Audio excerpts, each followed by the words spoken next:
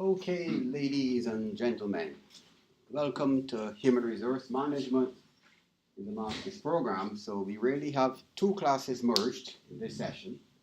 We have the regular Human Resource Management Master students, and we have the tourism students. Can the tourism students who do tour 6150, let me see who you are. So we have 1, 2, 3, 4, 5, that's 6. And so I'm assuming everybody else is in the regular program. So is it just 6 persons in tourism that you're aware of doing this course? 2 others, right? They're coming this evening? Right, yes. And what about the other students? You know of any of your colleagues who might be doing this course? Don't know. About 2 others, okay. Okay, so welcome. I am Ken to Love Corbin. I know a couple faces that I taught you the other. It was Monday. I remember this face. Right? You did a course with me before? Right, I remember your face, this face. I don't think I can remember anybody else. Right? I didn't teach anybody else. Right, yes. So, I don't think I've done this course for a while. I do undergrad business strategy and policy, which is a final year course. And then I do, well, a number of HR courses. I used to do this a lot, but I think I skipped it for the last year or two. So I also do performance management, which is relatively new. I do human resource development, which is relatively new. I also do strategic HRM, and I used to do strategic planning and management. So it just switches depending on which semester it is. Right? So welcome for those who I'm teaching for the first time. I like to say I have my own unique style and way of doing things. One of the things I like to do is to begin early, so when time pass comes, I will start, whether you're here or not. So I give a couple minutes before that. So anybody, students who know me would know, I generally start on time other than if emergency. Right? So if in other classes you're accustomed starting at 5:30, if you're supposed to start 10 past, I start 10 past. Sometimes I end early, or sometimes I end on time. Right? So this evening is we'll do a couple things. Housekeeping, look at some housekeeping matters. Let you introduce yourselves a bit about why you're doing what you're doing. And then I talk about my style of teaching and the learning approaches that I think can work for you to do well. And I will speak about the thing I hate a lot, and that is rote learning, and that you're just doing a course to pass the exam, and learning doesn't occur. You just pass an exam, but pass it well.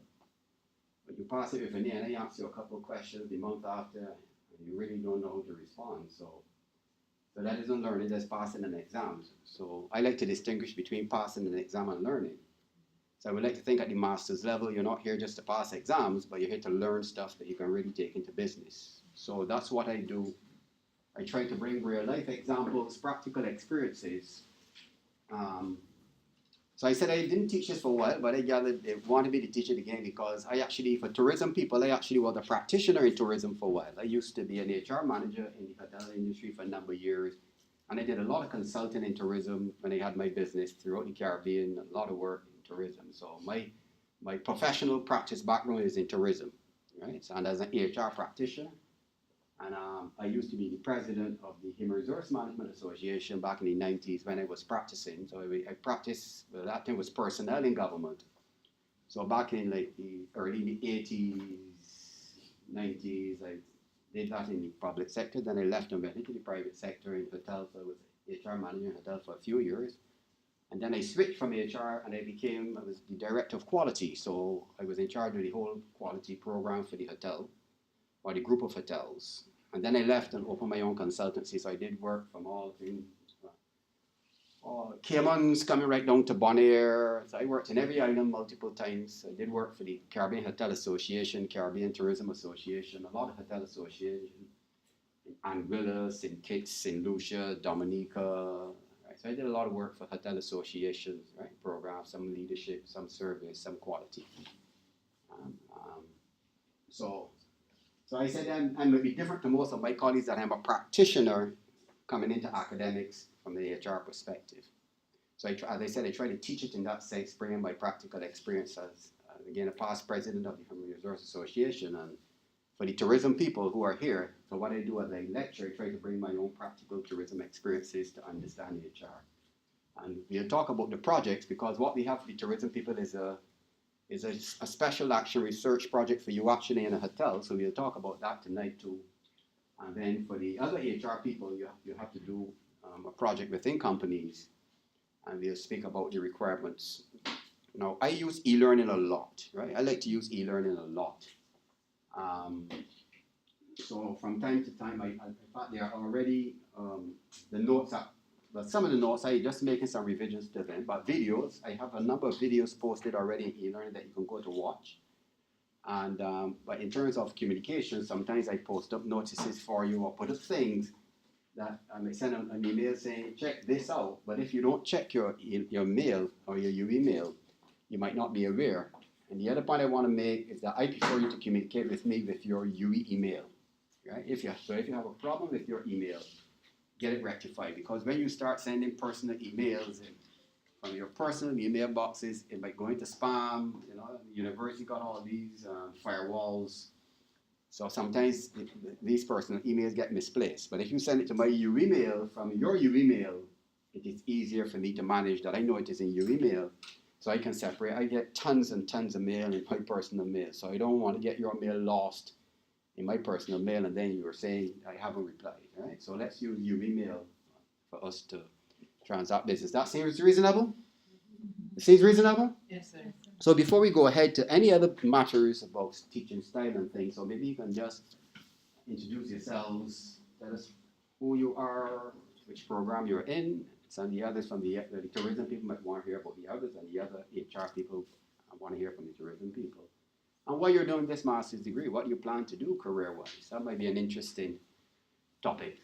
So I don't like straight lines, so you don't have to come 1, 2, 3, 4, 5. You know, anybody can talk at any point. Who's going first?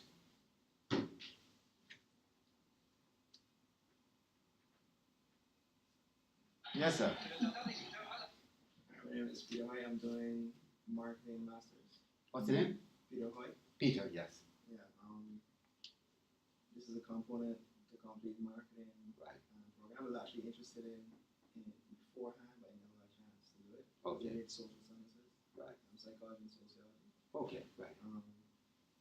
It's just an area of interest because I guess psychology can play a part in human resources. No, it does, Right. heavily. So a lot of IO psychologists become HR managers and directors, actually. Yeah. Thank you very much. But you don't have to think, anybody else can do it. That's the thing, you don't have to speak. My name is Ashley Haynes. I did my undergrad in international business. I'm now doing my master's in marketing. As he said, this is a component of the marketing program. Okay. So what do you plan to do in the future? I would hope to be a head of marketing in corporate communications. So we're not setting your own marketing business? That would come after. Okay, that's good. Who else? Break the straight line. Okay, I'll go next. Yes. So my name is Mikisha Charles. I'm from Trinidad and Tobago.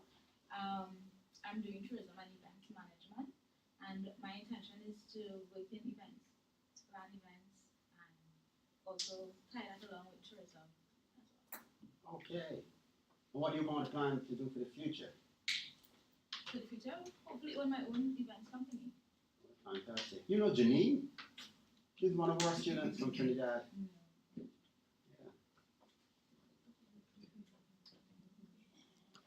Yes, next. Hi everyone, my name is Keisha.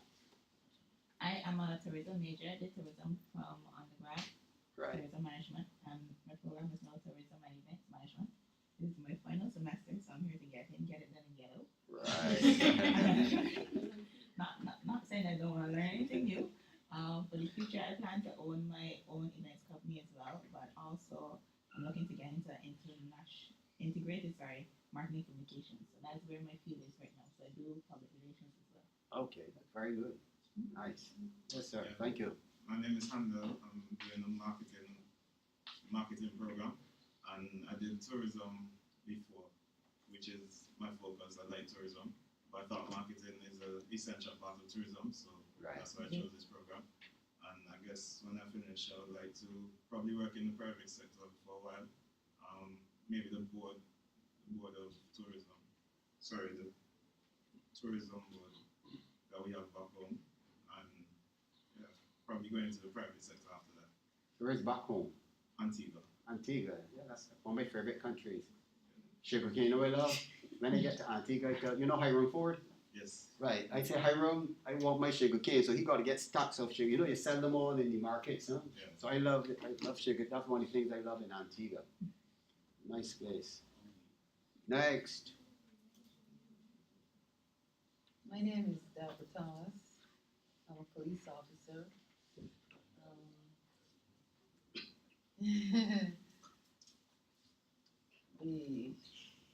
I'm doing tourism with project management, and my qualifications, the knowledge gained can be utilized within the organization. Right. Because we have the tourism component, and the knowledge gained, things that I took for granted perhaps, Yeah. now I will begin to appreciate within the organization. So while everybody have grandiose plans, I take one day at a time.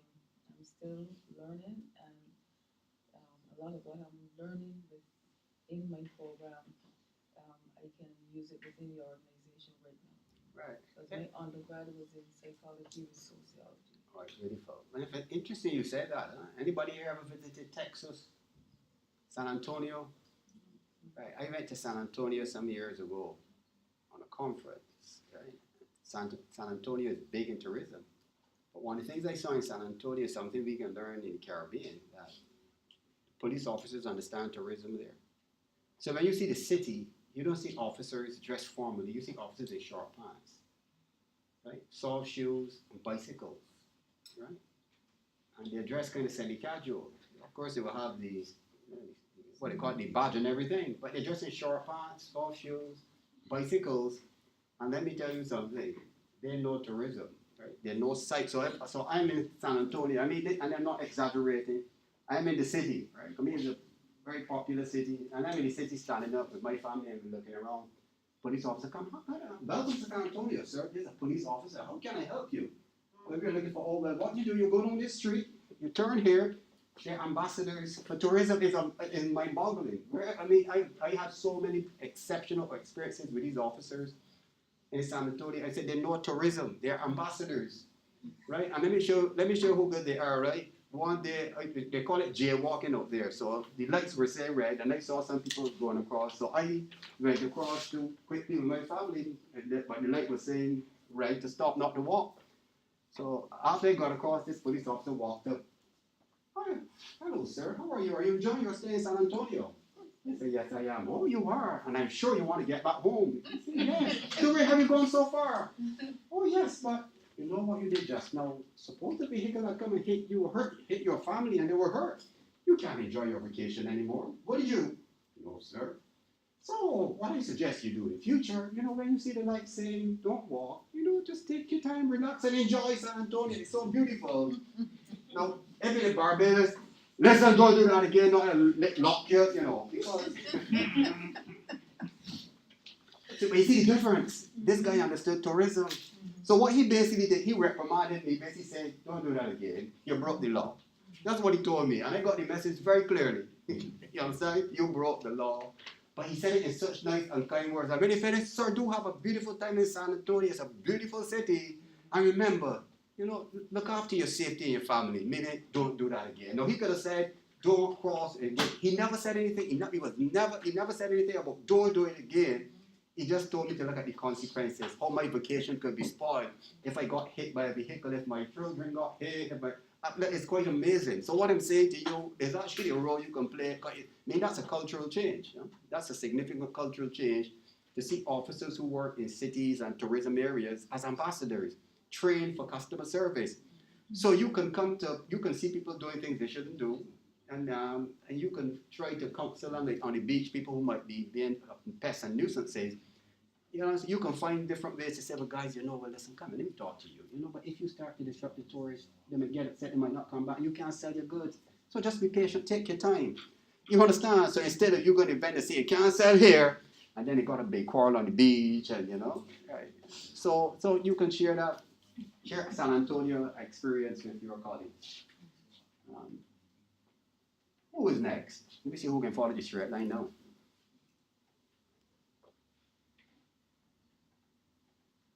Good evening. Good evening. Thank you. My name is Afia. I'm tourism and hospitality management student.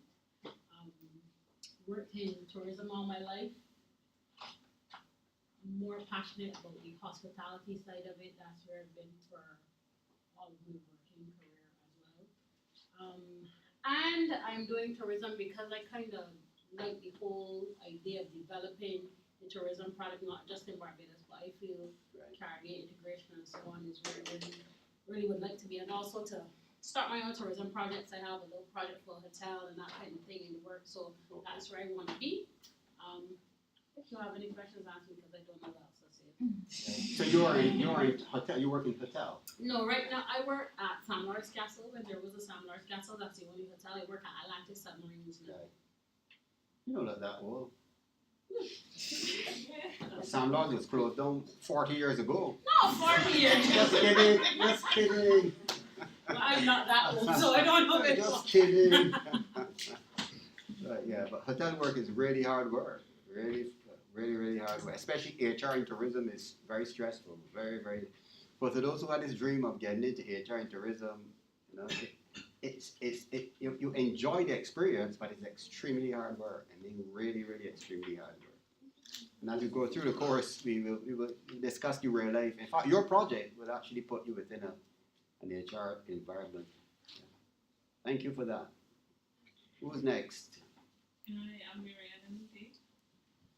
I'm doing a Master of Science in Marketing, and I chose to do this degree because I think marketing is a need right now. In like most businesses, you need a form of marketing. So that's Right. what I And decided. country of origin? Dominica. Dominica. Oh, that's my favorite country in the Caribbean. Oh, I love. No, I said I love Antigua. It's a nice place. I said I love Antigua and I love the sugar cane. I said I love the sugar cane and Antigua is a nice place. But I said Dominica is number one. Antigua is a nice place with the sugar cane, but Dominica is number one. It's number one. Huh? You're a sweet talker. Sweet talker? Dominica is number one. Do you have any other nationalities to see what he's going to say? You got the Trinidad there already. Look. We have Trinidad here. We have Trinidad already. Yeah. You're saying that with Sorry? You're saying that with Trinidad? Sweet Island. But I tell you that, but I got roots in Trinidad, I got family, actually have family there. I got cousins, my aunt used to live there, so so Trinidad is part of my family tree. I got blood in Trinidad, right? Barbados, but isn't that what the location here? About what? Barbados. I'm born here. What does that mean? But I tell people one thing, I have license to attack my country, so no student can ever tell you anything. The only country I'm critical of in my classes is Barbados, because I have license to, but I don't have license to criticize anybody else's country. So when I feel like criticizing a country, I criticize Barbados. But you will always hear me saying beautiful things about other people's countries. I have a license to criticize my country. So when I want to find an example of things you shouldn't do, I find Barbados as the example. That guy say I got sweet mouth. But Dominica, anybody ever went to Dominica? Oh boy, listen, that country is something. How many rivers the city got? 365.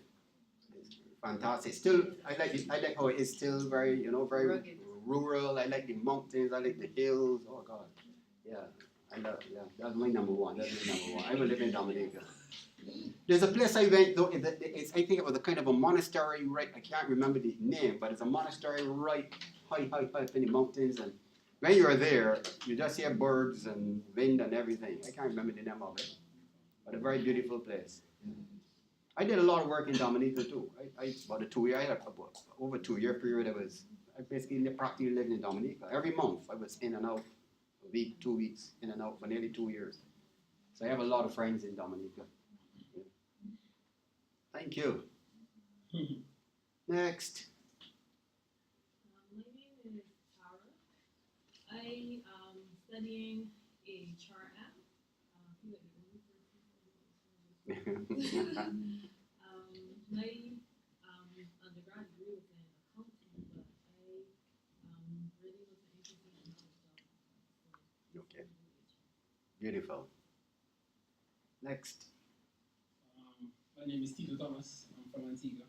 I'm studying masters in marketing. My undergrad was in engineering, telecommunication, and electronics. My switch basically came when, noticing that the movement of telecommunications and how it is going. Yeah. It goes hand in hand with marketing in terms of Facebook. Yeah. Okay. Move from IP Yeah. to IP6, cell phones, everything. So Yeah. I just decided to bring the two together. Plus, also to be an agent, marketing agent in the field. Yeah. Having those backgrounds. In fact, a lot of market research now is actually IT driven. So people actually don't go, they move away, they said to go in the field collecting physical data is something outdated. So they're using a lot of social media and those things to collect your data set, which is even more powerful than collecting surveys. Yeah. That's an interesting perspective, thank you. Next. Good afternoon, everyone. My name is Jared. I am from Antigua. My background is actually computer information systems. That's what I did my undergrad in.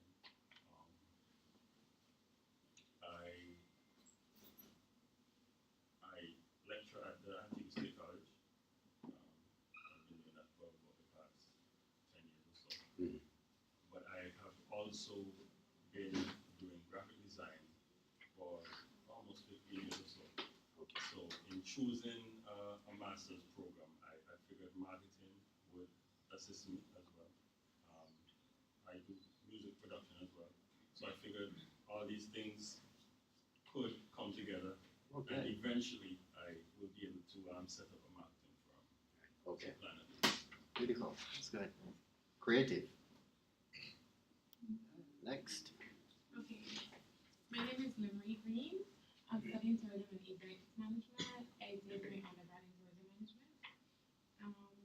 The reason for studying tourism and event management is because I want to work in the industry and I believe there's a need for diversification in what we're offering right now. So the events industry is like one of the ways to bring that up. In terms of where I plan to go, my focus is on customer service. But to be honest, my actual career changes every once in a while. So right now it is HRM. Okay. Focusing in tourism industry. Okay. Beautiful. My name is Khalid, and my program is Tourism and Hospitality Management. I realized while working for a supplier for Blue Sky Luxury, I like the concierge and food and beverage area of hospitality, so that's where I would like my career to go. Okay. Beautiful. Hi, my name is Abiola. I'm from Trinidad. My program is Human Resource Management. I did my undergrad back home in Leadership and Management and Political Science. I decided to do Human Resource Management because I want to own my own training company and design training program. So I believe doing HR would give me kind of understanding how to deal with people and skills and that aspect. So I can come and work with you as an associate consultant. Yeah. I plan to join you two together. Beautiful. I think there's only one person left. I am Joy. I'm doing tourism and event management. This is actually for a career change. I actually did accounting. I've been a CPA for however long. To be honest, did it because my parents said I had to go to university and I didn't know what I wanted to do at that point. But I've always loved hospitality and the tourism industry, and similar to Limery, events is definitely a big focus. And I love planning events, so always having something at my house, so that's the reason. Yeah. Tourism is a big hospitality. Which comes first, tourism or hospitality? When I did training all over the region, there was always this big debate about tourism and hospitality. Which is the subset of which? Hospitality or tourism? Or tourism and hospitality? Right. It's really the hospitality industry. Right? So tourism and related services are part of hospitality. And here the word hospitality comes from? Being hospitable. Right? Being caring, kind, helpful, and hospitable. So that's a paradox, right? You know, the industry is the hospitality industry, that you should be kind and caring, you know, to people, strangers. You've got a hospital too. You know, when you think about a hospital, you would think about people, no matter who you are, race, color, creed, that you're treated in a very, you know, sensitive and caring way because you're ill. So hospitality is supposed to be a very sensitive industry where you care for people's needs, you satisfy their needs. You want an event, you want to make sure that when it is finished, you say, yes, this is the event I conceived in my head, right? But I agree with you, I think it's one of the big areas because a lot of people now are looking for pleasure, you know, fun, enjoying themselves. And all age groups, you know, it's not that only the young people enjoying themselves. In fact, I went to a function, but this Naniki, you all heard about the Naniki Music Festival here, it was last week. And I went to the final night Sunday night, and we were saying, look at the audience, you know, the audience was actually a very mature audience, people my age, you know, maybe over 45s or over 50s. But if you see how these, if you see the women dress, women in the 60s and 70s, when you see the dress just like all young people, you know. I'm serious, women in the 60s in the short pants, and they dress like old women. And if you see them dancing and enjoying themselves to the music, there was a lot of calypso there, right? So this in an age where women in the 60s dressing like old women in long dresses, these women taking care of themselves, their nails, you know, they took their pedicures and manicures and their hair. So you got a lot of women in their 60s and 70s who, they are not old grannies home wasting time. So they want events, they want mature events, you know, mature events that they can come and feel that we can still, you know, live and enjoy ourselves socially. Yeah, so that's a big market, you know, so the music selection, the ambiance, you know, what you're going to offer. You see, so that's for pre-retirees like me. So in about 5 or 6 years, I'll be a retired person enjoying myself to flying all over the world, Africa, China, Latin America. So I leave the future to all young people. Right, so thank you. So I've given my background for those who came. I do undergrad, but I did a lot of the HR suites undergrad, but I do a lot of the postgraduate programs now. Right? So what I forgot to mention though, that there's something important that a lot of people get mixed up, you see. Some people live to work, unwise people. So I hear people that your life is work. You know, they're so busy work and everything is work. But I believe that you work to enjoy life. You don't fall in love with work. Only foolish people do that. You know, but you work hard to enjoy life. And listen, I say you work hard. There's nothing wrong with working hard. But the smart people work hard to enjoy life, which means you create balance. So one of the things I did in my career was to try to create balance. Of course, sometimes you have tight, you know, schedules, but you still need to find that balance. Right? And so what if we got to mention that I am the father of 2 very beautiful children, a son, 19, going on 20, who was at campus, just came in campus. And then my daughter, a little older, she's 29, they're 10 years apart. Very, very beautiful young lady, yes. But she is living in Tortola and working there. She's actually in HR. I hope it is not because I was in HR. But she also did industrial and organizational psychology major, who then did her master's, but focusing on some HR issues, and that's what she's practicing, you see. So those are 2 very special people in my life, and she came in a couple of weeks ago, so we had, 3 of us had an excellent time together, you know. So those are, my children are very special to me, you see. So I always found a lot of time for my children, and even though she's a big woman, they're 30, you know, I still find a lot of time for her, you know, WhatsApp and keep in touch, even though she lives out there. Sometimes I go and visit her. So the balance is, you know, I'm conscious that I'm still a dad, and I have those responsibilities to balance. So I'm not like some people, they're so much caught up in their world, and they give them all the money. I like to find quality time for my son, you know, to have a laugh, just go and sit down with him and sit, you know, go and get pizza with him. So people say, I like pizza. You play New York pizza. He loves pizza, sit down, have a pizza, we laugh, or just be there, we have necessary talk. Just sit down with my buddy and we sit down and we talk. You know? So that's the way I treat him. Right? As my buddies, you know, and try to give him support He's not perfect, but he's my son. So that's important to tell you that's something about me that I want you to know. Right? So that balance is important. So even in studying, balance is important to do well.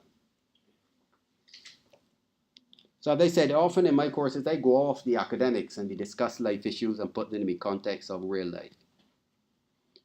So I like to use quotes, and it says, the human resource is the most critical resource in any organization. Can we question that? Not the computers, not the technology. So even if computer robots come into being that can do everything for human beings, don't get it mixed up, right? Human beings will always be the most important thing on earth, right? Any of you watched a picture called Surrogate? Powerful picture, serious picture. So if you didn't watch it, you need to watch it.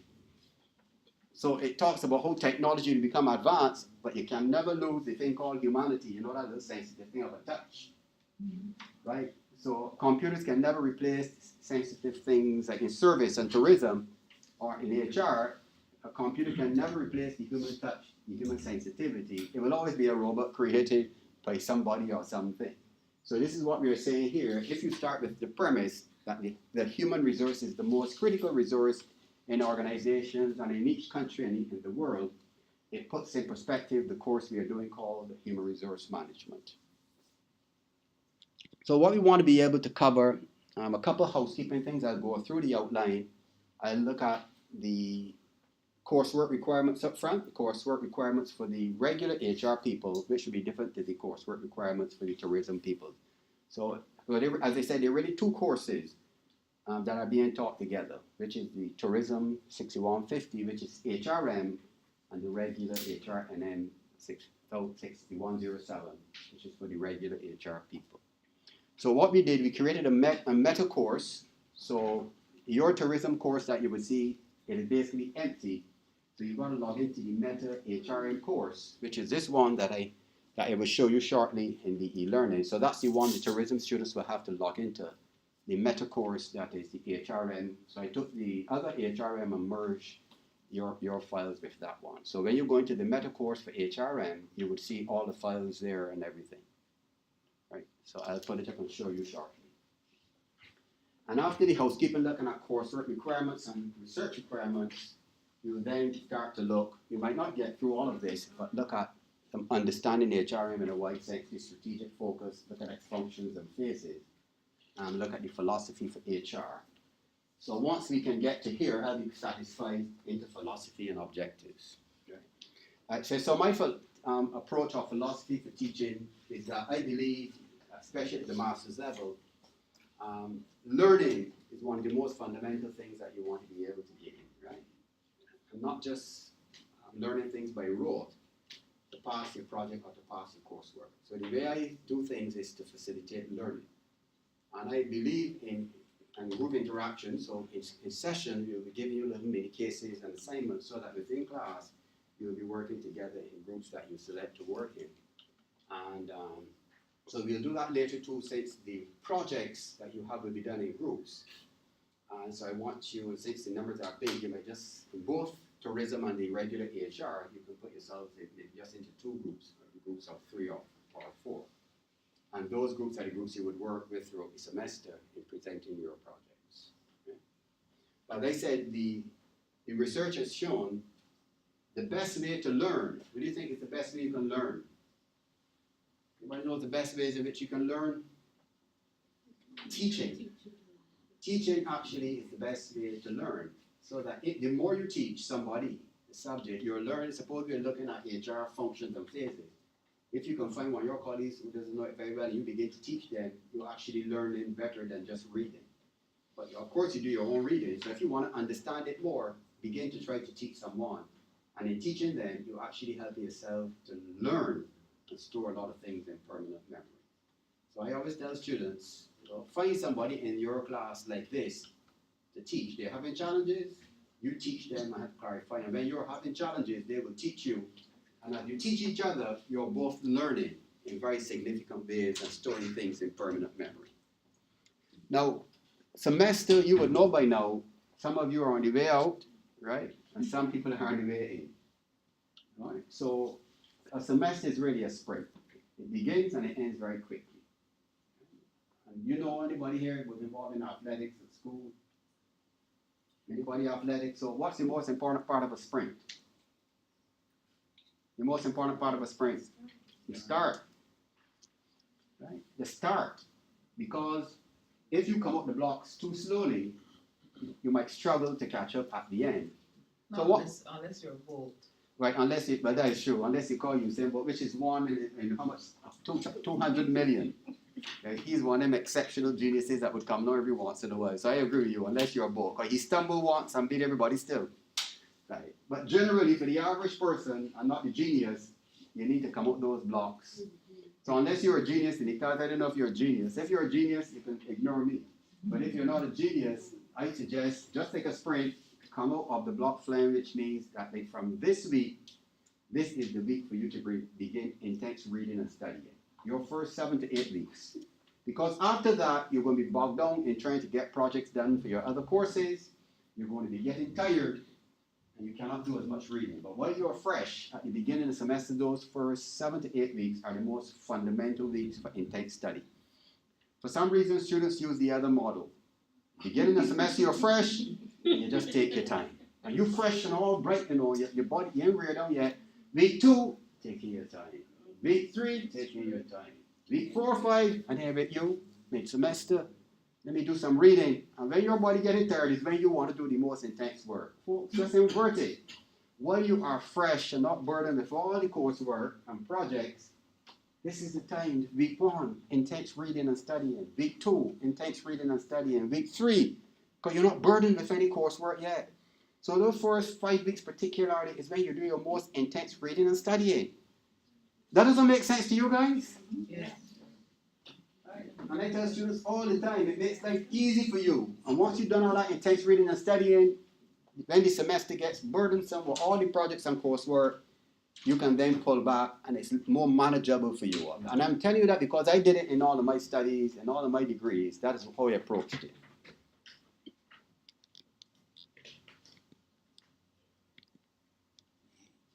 So as we said, prepare for the sprint. The more you teach, the more you learn. And folks, enjoy it. I can tell you, I enjoyed all of my academics. I mean, enjoy. And don't make it so academic. And so the more academic it is, the more you feel pressure and strain. Right? So have fun. Have fun. Enjoy the experience. So make learning fun. So see what you're doing. The challenging things about it are things that you can discuss and explore and have fun in learning. So see challenges as a joyful experience that you explore. You know that so if you're mountain climbing or into any dangerous sports, bicycle riding, yeah, there's danger, there's challenge when you're climbing a hill. You could fall and hurt yourself. But when you're riding a bicycle, you don't worry, suppose I fall. You enjoy it. It can be challenging. You're climbing hills, the muscles burning, but you're still going to be pumping. And you say, oh yeah, we had a good ride. We enjoy the experience, you see. So try to enjoy what you're doing. Huh? Enjoy it. Right? Find the fun in what you're doing. That as you said, it relates to your real life. And once you start to have the learning as a fun, as you're reading, find things in it that you can find joyful. And link it to your goals. And it makes it lighter and makes studying much easier. And I said integrate it, especially at your master's level, make it relevant to everyday life. So as you read, think about real life experiences you had or you've experienced in past or currently experiencing. And this also helps with your learning. Right? And I said it's not necessarily long reading. So read and use a lot of mnemonics. You all know what mnemonics are? Mnemonics. M-N-O-M-E-N-I-C-S. Mnemonics. It is really phrases or words that would cause you to remember stuff. So like PESTLE. You know, anybody knows what PESTLE is? PESTLE analysis. Right? Political, economic, sociocultural, technological, environmental. So PESTLE is a mnemonic. It rings. Right? So when you say PESTLE, it helps you to remember all of the other words. So SWOT is also a kind of a mnemonic. Strengths, weaknesses, opportunities, threats. Right? So you can create your own mnemonics, especially when you have a lot of processes, and mnemonics actually help you in learning. Folks, use each minute wisely. Right? You don't have a lot of time. So sometimes 15 minutes of reading is a lot of good time. Right? So don't wait for these blocks of reading. Just take little chunks. It's better to take little chunks. That makes better learning. 20 minutes, another 10 minutes, 15 minutes. So these little chunks of learning actually could help. And record yourself. I did it, even with accounting and math and stats and all of those, I would record, I would read to myself. So if there's a particular set of theorems, right, that I wanted to remember, right, or things in statistics, I would actually record myself and listen to them. So when I'm tired reading, I just listen. I have an hour to drive to the university, I listen. Or you listen to the radio, you listen to the news, you listen to music. So listen to notes as you're driving. Don't waste time. That's a lot of time. You know, if you're catching a bus, you're not driving, put in your earphones. As you're driving, block out all the noise and you can listen to your notes to and from campus. And again, so 15 minutes, 20 minutes is a lot of time in learning. Trust me, it works. So when you add up the 15 minutes or 20 minutes, it comes into hours. You're learning stuff. And set some high goals. Right? If you set high goals, for those who did OB, anybody here did OB? Organizational behavior? IO people should have done that. Psychology people, you didn't do organizational behavior? Didn't? Undergrad, right? Yeah. So what's the theory about goal setting? What do they say about goal setting theory? Everybody can remember? Sorry?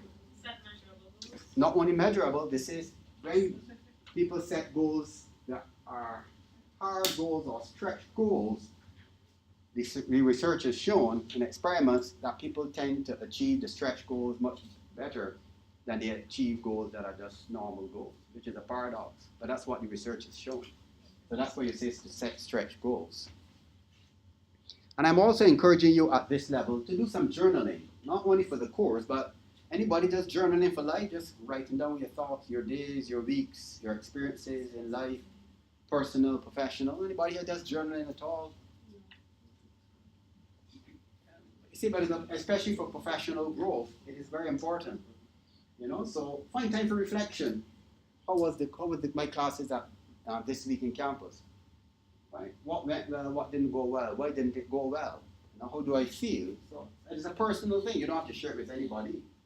Right? So you're really reflecting on experiences and engaging deep thought and helping yourself really to look at issues, look at your growth, look at your career.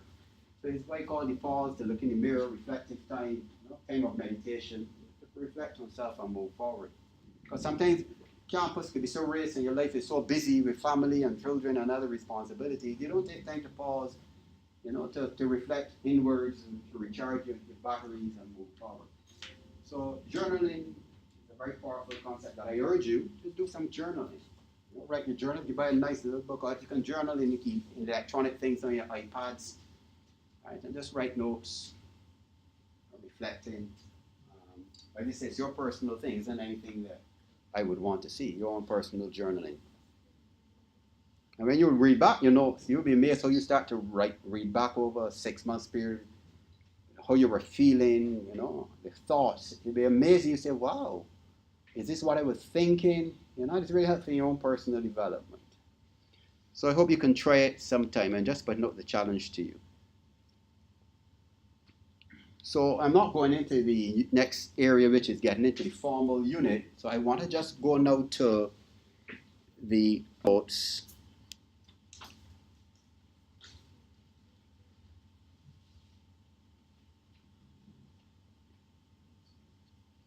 So all this stuff is on e-learning now. So if I can go back and show you. Right. So this is e-learning. This is the student view that I'm using. So you will have notes on, you have the course outline that everybody should have by now. You have the coursework assignments for the regular HR course, the coursework assignments for the tourism people, and I give you notes here for the case presentation that you will do, some notes on analyzing, that's the assessment criteria, action verbs for essays. These are the notes for this week. There are some discussions that you can get involved in. These are videos here. Anything like this is a video. We have a number of videos. And then for next week, how to make strategic HR an HR partner. So what I'm suggesting even now, read ahead.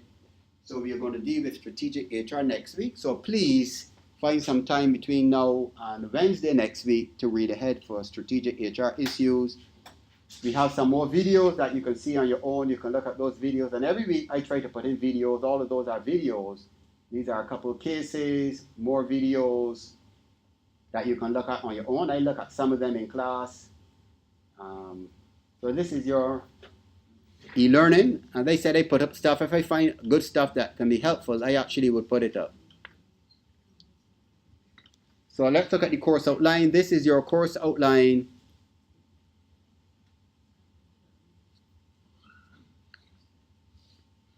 And I will go right down to the topic. So these are the topics: understanding the discipline, strategic HR, the strategic human resource planning, recruitment, leadership and HRM, managing compensation, investing in people, health and safety, evaluating the performance management functions, industrial relations, human resource development, and managing change.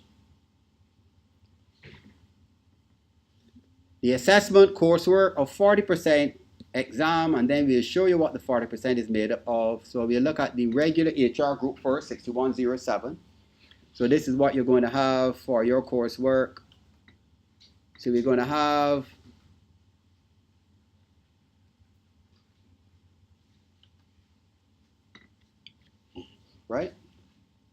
a group case presentation done in class. It's an oral presentation, right? It is not a written presentation. So you'll be assessed based on your ability to make an oral presentation, a 20-minute oral presentation, and then that's worth 10% of your marks on 4, and 30 is for the actual written paper.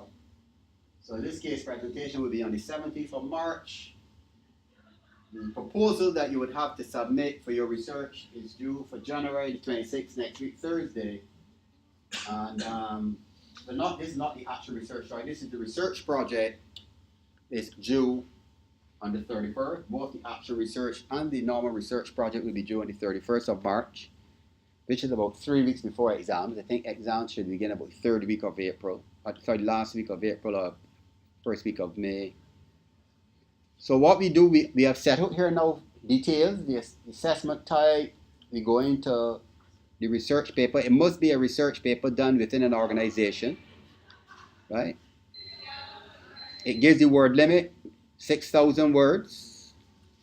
The cover page must have these things, especially the word count. If you send it before the word count, it will not be marked. So some people don't send the word count. So like I said, this is your cover page, right? That you should follow what I have here. And then for the proposal that is to be submitted, you will get 5 marks for that. And that's 1,000 words, and the actual research paper. And we're giving you a structure, right? A basic structure for research that we follow: introduction, lit review, methodology, findings, discussion of findings, or analysis of findings, recommendations, and conclusion. And you're referencing using the Chicago style. And then any supporting documents you might have. So this is just telling you some of the things you should include in preparing your research. And then time frames, if you don't meet your time frames. And I said the style is the Chicago style right here. So project without any form of referencing or bibliography will not be graded because we can assume you plagiarize somebody's work. So make sure you have everything that you have in your paper reference. If it is not your idea, it must have a reference. Right? Whatever sentence you write in your lit review that is not your original idea, it must be referenced. Right? So please don't go and download stuff and don't put a reference for it. Because I'm going to ask you to submit electronic copies. And over the years I had difficulties in both undergrad and postgrad because sometimes when you teach a course long enough and you read long enough, and you know your students, you can read something and say, nah, not Abiola. Abiola didn't write that. Right? Abiola's serious. I can read your paper and say, that's not Abiola, not her thought patterns. And if I get that thought, you know the next thing I'm going to do? I'm going to take Abiola's document and I'm going to highlight randomly Paragraph 1, Google. Next page, another paragraph, Google. And 90% of the times, when I get that feeling, I actually find the actual document. So what I do, I will copy it, save it, and I will send a copy to the student. This seems exactly to be what you do. Let's have a serious talk.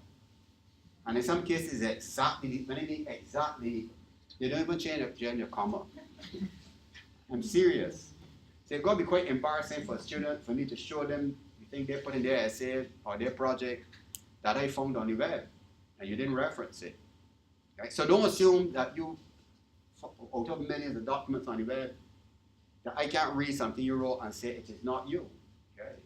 Because by week 6, 7, I know my students. Okay? I know your thought patterns, the language you use, and as we get discussions, I listen to you, and so I think I know students might think through stuff, your language, what kind of language you use, right? So I just telling you, plagiarism is a very serious offense in the university, and I don't want anybody to accuse you of plagiarism. So the best thing to do, any sentence you put that is not, that's the basic frame of reference. Any sentence or statement you use that is not your original idea or thought, find a reference for it. So even if you say came up with it, Google it to find out if somebody also said that before you. Because you're not writing your project. You understand? So don't conclude because you thought you came up with it on your own. If somebody wrote about it in 1995, 2005, 2010, 2015, and 2016, and if you didn't publish it, put the reference in it to protect yourself. You understand? But you know, some students say, but I just thought about it. But yeah, you might have thought about it. It's possible, but you didn't publish it. Somebody else published it, and then you will have to prove that it was really, and it's very difficult for somebody who has published something in a journal online for you to argue, I just thought of this. So to protect yourself, once you realize somebody else came up with this, find a reference for it and put it in your reference thing. So the case presentation will be for 20 minutes and very tight. And at the end of the 20 minutes, we have a 10-minute feedback where I allow your colleagues. So if your group is presenting or when your group is presenting, you do your 20-minute presentation. So I suggest you rehearse, get it tight, because if you go over, you get a penalty. And then after, there's question and answer for 10 minutes. So students can ask questions, and I surely will have a set of questions for you pertaining to the case that is presented. And you get your 10 marks for that. So your goal is to get 9 out of 10 or 10 out of 10. And we'll give you that case, there are a number of cases. I normally either Harvard or Ivy, so I'll choose an appropriate case. And the assessment criteria are already online, so you can look at that for yourself. And then now so any questions from the regular HR people? Sorry, so let's go back. Any questions from you pertaining to what we have here, the project? And it must be within an organization, so I suggest, like from today, start thinking about, when we put you on your groups, later this evening, start to think about what organization you might want to go into and what particular topic, HR topic, you might want to focus on. And I normally tell students you can focus on any area related to HR. Any area related to HR you can focus on.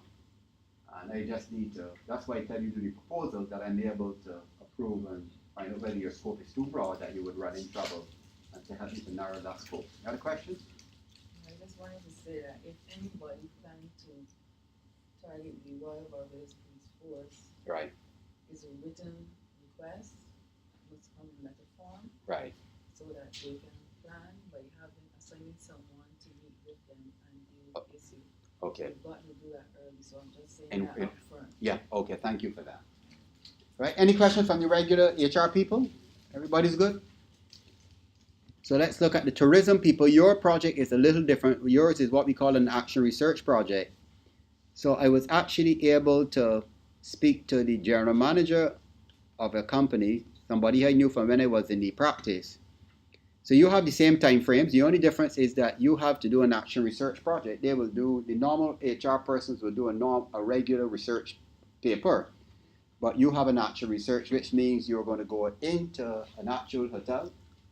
I don't want to call the name because I have to meet with the manager on Tuesday for us to confirm. But you will have a hotel where I believe we can divide you into two groups. We'll go in and you will look at a particular set of HR issues, and you have to interview, analyze, critique, and make recommendations. Right? So you're really looking at real life issues within the companies. It's not academic issues you're looking at, real life issues. Management will come up with these issues. I will sit with them to refine them. And then your job is to go and help management solve this problem. So that's what we call it, action research, that your output can actually be utilized by management.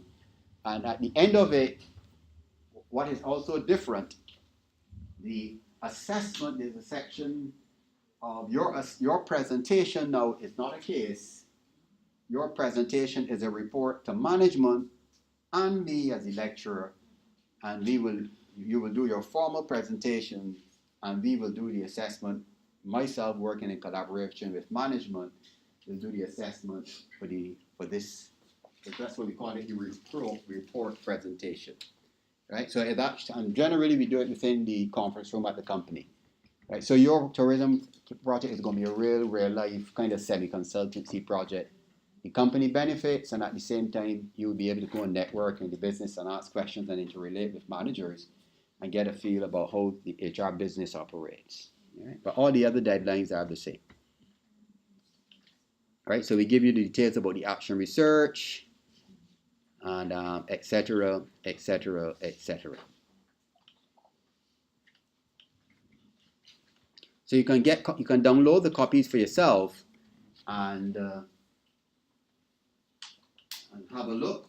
So once we meet on Tuesday, the other groups will have to determine what they want to focus on. But in your case, the company will determine what you're going to look at. So once we meet on Tuesday, by Thursday, I should have the areas that they need to focus on, and we'll just get you to set up the structure for intervention and methodology, how you're going to approach, going in and getting the information.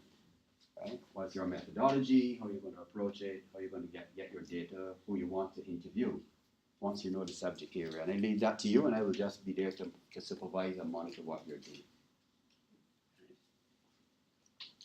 So any questions, tourism people? We all comfortable? Okay. So these are two things when you're preparing for your cases you can use. The case assessment criteria, as I said, and this is an approach to case analysis, which is a generic PowerPoint that looks at how you go about analyzing a case.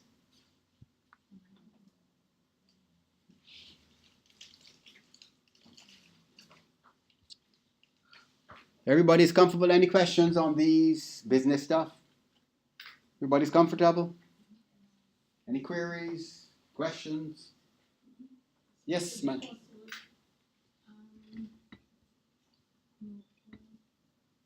Sorry? Sorry?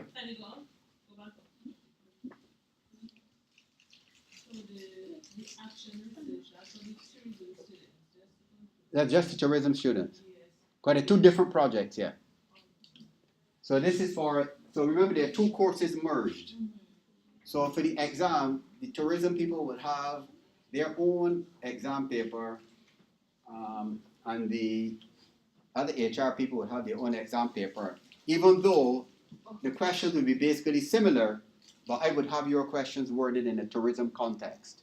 You understand? So your questions will not be generic. Your questions will be questions in a hospitality and tourism context, whereas the other people's questions will be pure HR generically. Right? So that's why I'm saying this. So we have divided the projects because there are really two courses that have been merged for the purpose of teaching. You understand? And it's to just save money. In other words, it's really the same HRM. So that's why as I facilitate, and you will see as we go ahead, I would try to emphasize the unique aspects. If we are looking at recruitment and selection, I will speak about recruitment and selection from a tourism perspective and the unique challenges that might be faced there. And then I would also give examples for the regular HR people. So I'll be switching actually and teaching it to accommodate. Because in the true sense, as they say, what's the sense of having two separate lectures for basically the same course? The only difference is you would want to have a specialized emphasis on tourism for HRM. But the concepts, the theories, and the models and processes are basically going to be the same.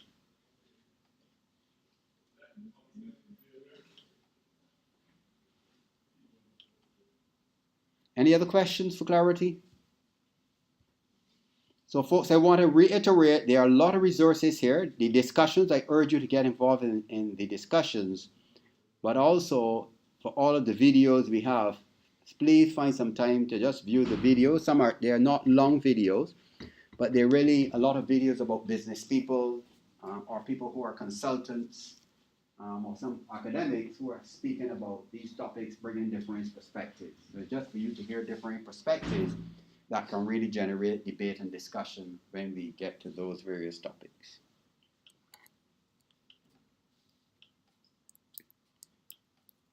Any more questions? No.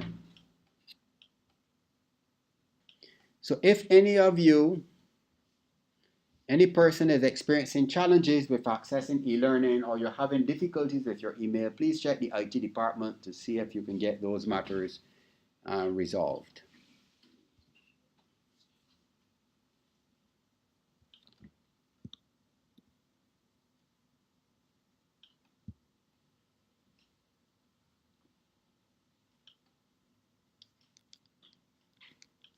So what I want to do now is to just do an introductory lecture looking at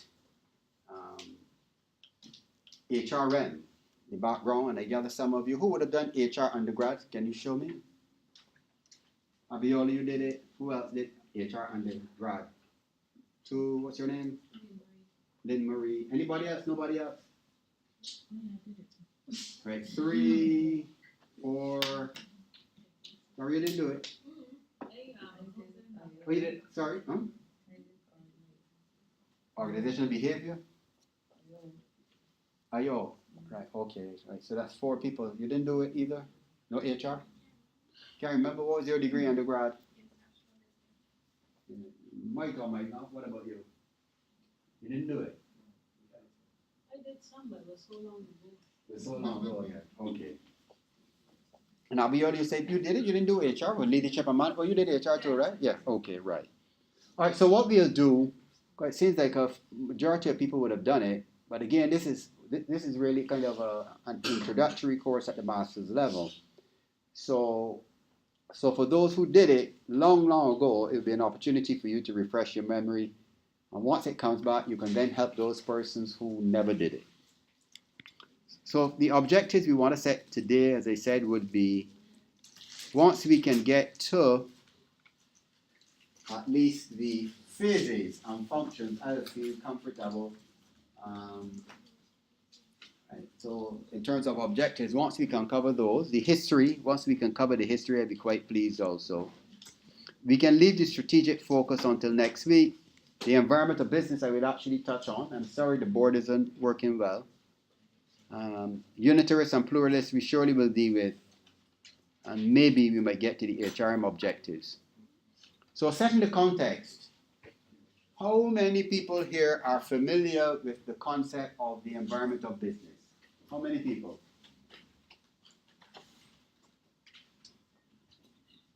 You're familiar with the environment of business?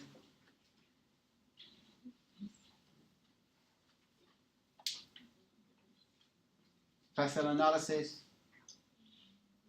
Nobody pestle analysis? You're familiar with pestle analysis? So just let me do a little quick summary of that. So we live in a country. So you have Antigua, you have Dominica, you have Trinidad and Tobago. So each country has its own business environment, correct? So if we go to Antigua, Antigua has a political system, so you would have political and legal issues that could impact on business, correct? Right. So if politicians who are in parliament can pass laws, so suppose they go to parliament and pass a law to increase tax rate for business, what are the implications? How could it impact on business? my friend from Antigua. They passed a law to raise the taxes. How is it going to impact on business? Businesses might be forced to raise their prices Why? to cover the taxes. Right, because by paying more taxes, what is it going to do when you pay more taxes? It decreases your profits. And once your profits are decreased, you're going to find ways to try to get back. But if you try to raise it too much, customers might go to somebody else who didn't raise it as much as you. Right? So that's just by a simple political or legal decision made by people in parliament. And then you have economics, which is linked to that. So you have economic factors. So like Barbados is going through economic difficulties now. Right? So a good economy supports business, a bad economy, businesses struggle and some go to business. So you find economic factors can directly impact on a business. And then you also have, might still be able to use this little space here to draw it.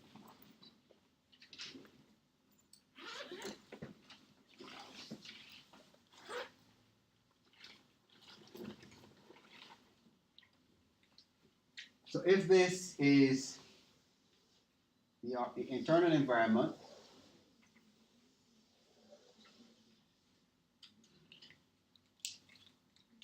so this is the business,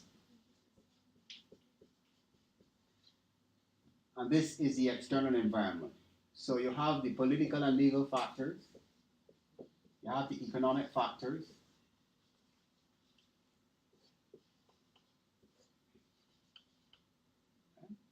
then we have social and cultural factors. So how can social and cultural factors impact on a business? How can social and cultural factors impact on a business?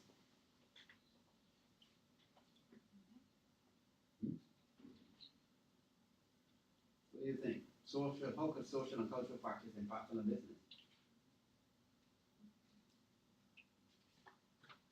Well, if the business goes against what the society views as acceptable, I would guess.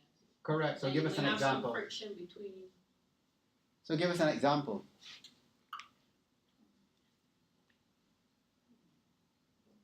So if the business goes against societal norms, what could happen? So give us a practical example.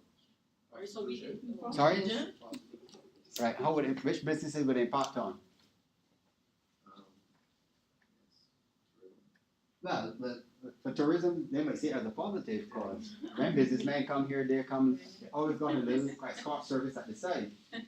Right? But what could happen if society now presses politicians to pass a law to restrict prostitution? It could impact on those businesses that trade in prostitution, those escort services that make sure that when businessmen come to the Hilton, that they can't get their escort services done.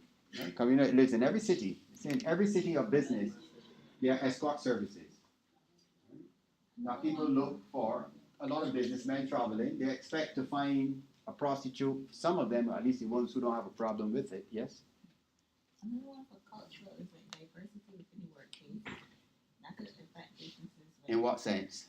Like different like religions or race. Like if there was this, say they had a Muslim in the workplace. Yeah. I think Muslims have to go to the mosque. Correct. A certain time or something like that. Right. So the business can respond or say correct. Or So once you productivity employ, levels and so forth.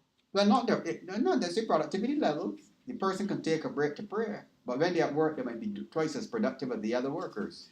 You understand? Other people might not understand it. Right. But the point you're mentioning, the company now needs to make an adjustment. Will we accommodate time for prayer or will we not? So it's an important one. Another one here for social and cultural is like India. Right? Burger King determined they go to India and sell beef.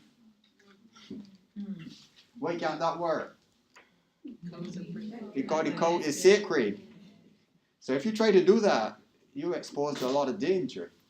Right? So you're correct. Social and cultural norms and values can impact on businesses. You can't ignore it. And then we're saying here you now have technology for the technology guys in the back. So technology could impact on business also in significant ways. So tech guys, how can technology impact on business? Technology guys, how can technology impact on business? You have some of your senior people who don't want to learn anything but computers. right? Senior And people. they're in critical positions that require knowledge of the computer. Right, but what's the benefit from the technology? You can increase productivity.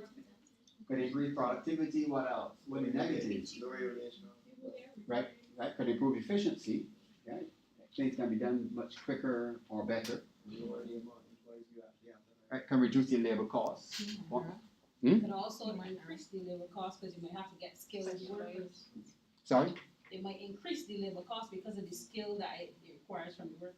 Well, no, I don't think anybody would bring it to do. What you would do, you try to shed. What you do, you bring in IT, or you can outsource. So I ain't a full-time staff member. I just hire one of these guys to come and fix my thing as necessary.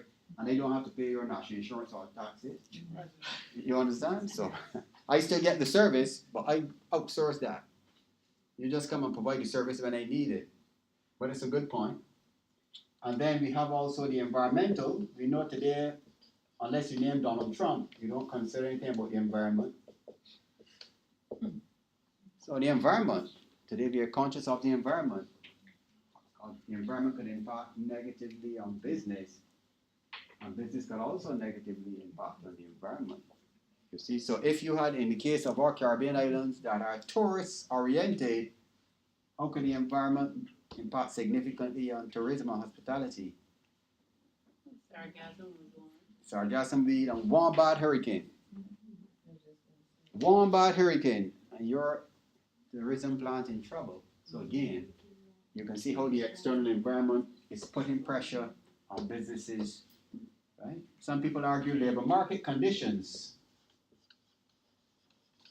That labor market conditions also impact on business, whether you're strongly unionized, not strongly unionized, right? So this model of the environment, folks, helps us to understand the context of HR because people work in organizations. Okay? So you would have, within the business, you have accountants, salespeople, production people, manufacturing people, research people, HR people, you have supervisors, managers, right? So you have all kinds of people in the organization trying to keep it running smoothly, responding to customers, responding to stakeholders, responding to government policy. So when we talk about HR, HR is part of this big process of organizations trying to be competitive. So it's one of the elements I didn't mention, which would be the competitive forces. So there are competitive forces in the environment. What are some of the competitive forces you can associate with a business? Anybody? Competitive forces? Right? Competitors or rivalry among competing firms? Pricing? Substitute products? What are the competitive forces? You've got substitute products, you have rivalry among competing firms. Availability of suppliers. Like suppliers. Customers are part of the competitive, very critical. Substitutes. So with the availability of the suppliers, in fact, you marketing people should know this. So when you have an abundance of suppliers, who has the bargaining power? Sorry, the customer. Why? Because you have choices. So the bargaining power of the suppliers, how you get there, very few suppliers of important products you need. So the bargaining power of suppliers, who talks about bargaining power of suppliers and customers? Porter, which model? Right, the five forces model. So we are saying then that when the environment becomes very competitive, organizations need to respond then. And this really HR function now works in collaboration with others because our competitive position is weakening. How can we now become more competitive? And HR, what we are saying, HR plays a very significant role in helping businesses to become competitive.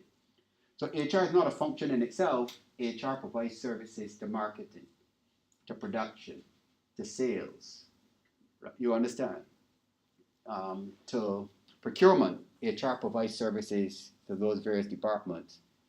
In that when you need people, when you need quality staff, you need training, you need development, you need change management strategies, HR is all part of that. So this concept of the environment of business, and competitiveness and competitive advantage are three terms or concepts we're going to deal with. So I want you, in your own time, before next week, read up on issues of competitiveness. You can go into the e-journals, the library database, and look up for any journals dealing with competitiveness or competitive advantage. Now, the marketing people should know about this. So, when a company has competitive advantage, what is happening there for the marketing people in the class? When a company has competitive advantage, what is happening there?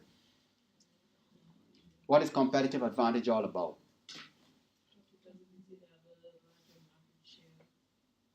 That you? That's part of it. That's part of it. When you have a competitive advantage, what happens?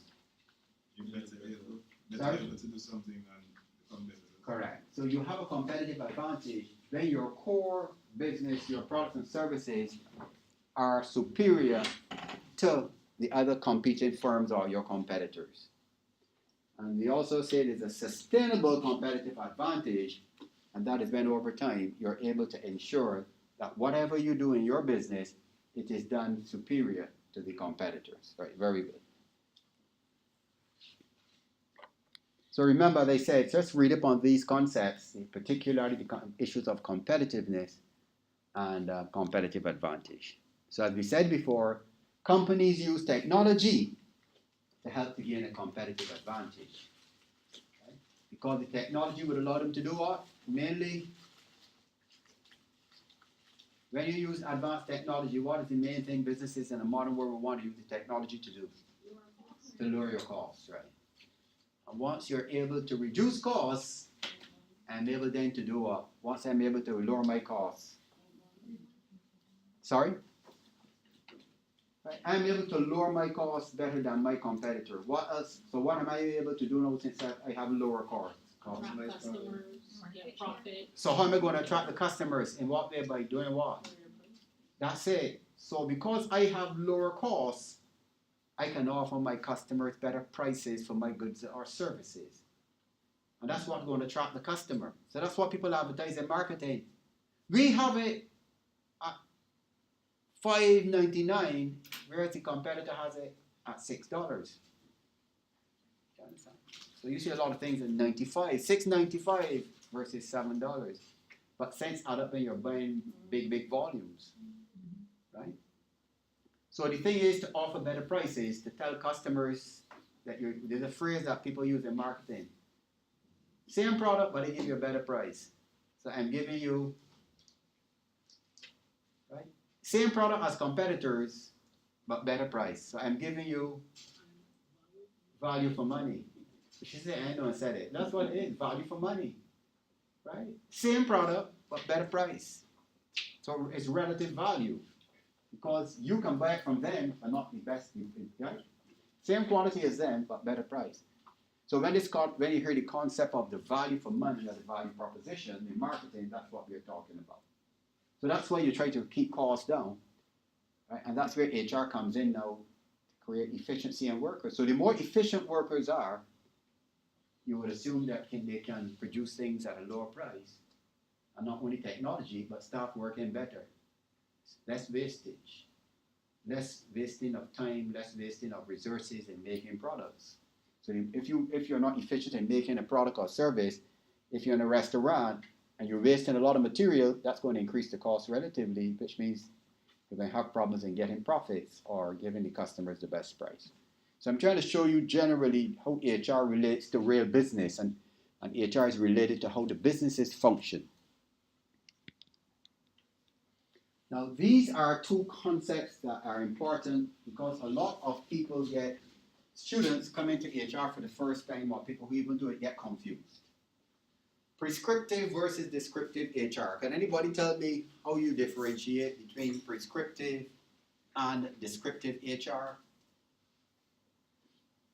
Anybody who hasn't spoken yet? Aviola, what do you think?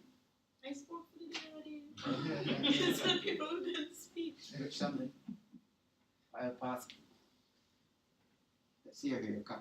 I didn't spoke already, but have a clue. prescriptive versus descriptive, what do you think? I don't know. I guess prescriptive, if you think of the word prescriptive, it's like a fix. Yes. I don't know if that's the right track. Alright, so in medicine, when something is prescribed, what is happening there? Remedy. Sorry? For specific business or something. Right. Right. So you go to the doctor, you get a prescription, correct? Okay, so what happens thereafter? It's just It heals your illness? Listen carefully, did it heal your illness? no. Why not? Go ahead. What's your name? Ashley. So what is it? Is a prescription. No, first you gotta pass a couple barriers. So I go to the doctor, I get a prescription. What do I have to do next? No. I need to go to the pharmacy and make a decision first. When I fill up this prescription, you know a lot of people don't fill up prescriptions. They get the prescription from the doctor and determine I ain't taking that. And they go home. So nobody has to take it. A lot of people do that. I went to the doctor sometimes and he prescribed some kind of painkiller. And I say, look, I ain't taking this because it made my stomach ill and it's not, just a painkiller. And I just put the prescription aside. So nobody has to fulfill the prescription. It's a prescription. And even if I went and fill the prescription, what's the other problem? I have to take it. But will it heal me? No. It might, but it will not necessarily heal me. Nobody knows that. Because sometimes the doctor prescribes something and it doesn't work, and you go back to the doctor and say, doctor, but it didn't work. And he might do another prescription. So a prescription in itself does not solve the problem because it's just a prescription. It is something you're saying, this is what I think will work, but nobody knows for sure whether it would work. So how does that compare to descriptive now? When something is descriptive, you can take it literal. What's supposed to happen? But it's descriptive. It describes what really happened. So descriptive HRM is what happens in real life. So as if I go in the police force, I'm not listening to what the commissioner tells me about how they relate in the police force. I will go and do analysis. So descriptive HR is what really happens in the police force related to how the human resources function.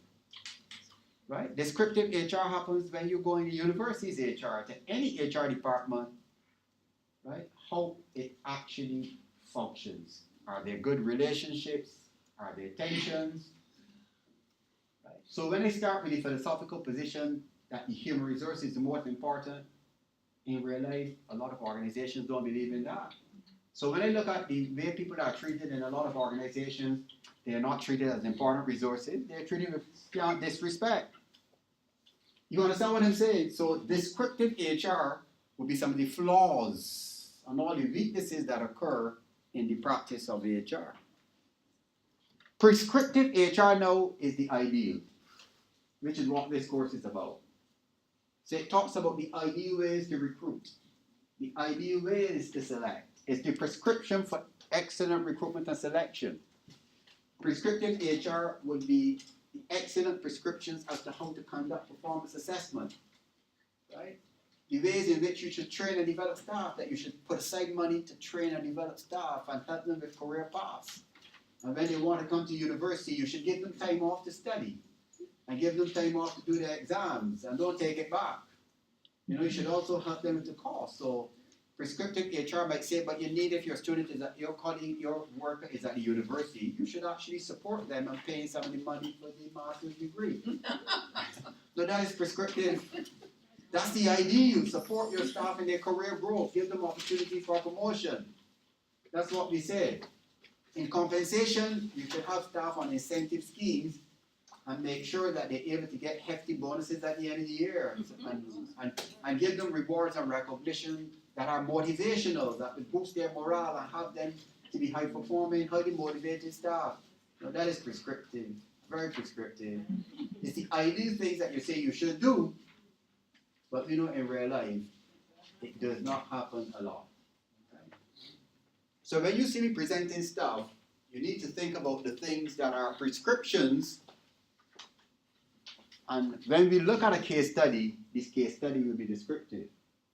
When we watch a video, the video might be describing a particular organizational context. But most of the course will deal with prescriptions for best practice HR.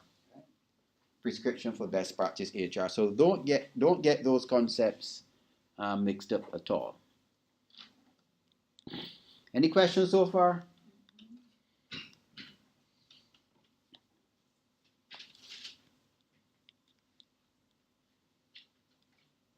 So what makes HRM unique?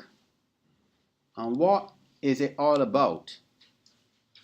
So we'll take a break for 5 minutes for me to go and get some water, relax my voice a bit. You can stretch your feet, use the washroom.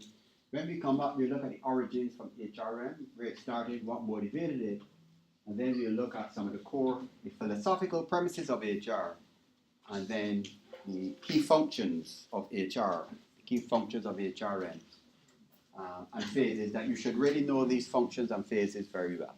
So we just take a short break.